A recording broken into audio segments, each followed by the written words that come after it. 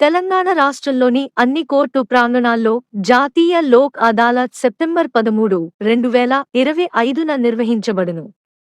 ఈ లోక్ అదాలత్లో కింది తరహా కేసులను పరిష్కరించుకోవచ్చు: సివిల్ కేసులు, రాజీ పడదగిన క్రిమినల్ కేసులు, భూ వివాదాలు, మోటార్ ప్రమాద పరిహార కేసులు, వైవాహిక వివాదాలు, ఆస్తి విభజన వివాదాలు, కార్మిక వివాదాలు, పెండింగ్ కోర్టు కేసులు మరియు ప్రిలిటిగేషన్ కేసులు. పెండింగ్లో ఉన్న కేసులను దీనితో పరిష్కరించడం ద్వారా వీటి న్యాయ నిర్ణయం త్వరితగతిన పొందవచ్చు. కక్షిదారులు విజ్ఞప్తి: ఈ అరుదైన అవకాశాన్ని సద్వినియోగం చేసుకుని కేసులను త్వరితగతిన పరిష్కరించుకోండి. రాజీ మార్గమే రాజమార్గం.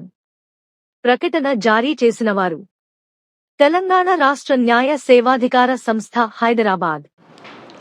జాతీయ న్యాయ సేవాధికార సంస్థ అలాగే మన రాష్ట్ర న్యాయ సేవాధికార సంస్థ ఆదేశానుసరించి మనకి పీరియాడికల్గా లోక్ అదాలత్ జరుగుతుంటాయి. అలాగే మనకి ఈ నెల 13/10/2025 నాడు జాతీయ మెగా లోక్ అదాలత్ హోల్డ్ చేస్తున్నాం. మీ అందరికీ తెలిసిందే, రాజమార్గం అనే సూత్రం మీద ఆధారపడి లోక్ అదాలత్ పెడుతుంటాం. మన దగ్గర ఎన్నో కోర్టుల్లోని ఎన్నో సంవత్సరాలుగా ఉన్న పెండింగ్ సివిల్ కేసులు, అలాగే కాంపౌండబుల్ క్రిమినల్ కేసులు, అలాగే కోర్టుకు రాకుండా గొడవలు, లిటిగేషన్ కేసులు ఇవన్నీ కూడా మనకి లోక్ అదాలత్లోని తీర్చుకోవచ్చు.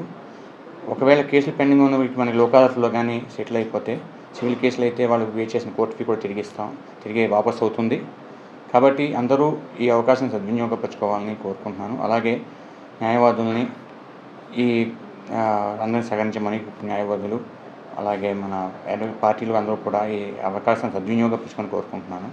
అలాగే press and print electronic media కూడా ఈ కార్యక్రమానికి విస్తృతంగా కొంచెం ప్రచారం అని చెప్పి కోరుకుంటున్నాను. అయితే మనకి ఈరోజు మనకి 13/9/20 నాడు పెట్టే లోక్ అదాలత్లో మొత్తం 8 బెంచ్లు పెట్టాము.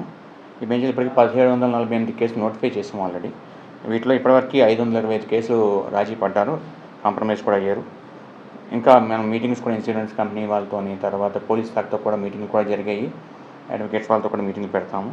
అలాగే మనకి 13/9/25 నాడు పొద్దున్న 10 నుంచి సాయంత్రం 5 వరకు కూడా లోక్ అదాలత్ జరుగుతుంది. కాబట్టి అందరూ ఈ అవకాశం సద్వినియోగపరచమని కోరుకుంటున్నాను. Thank you.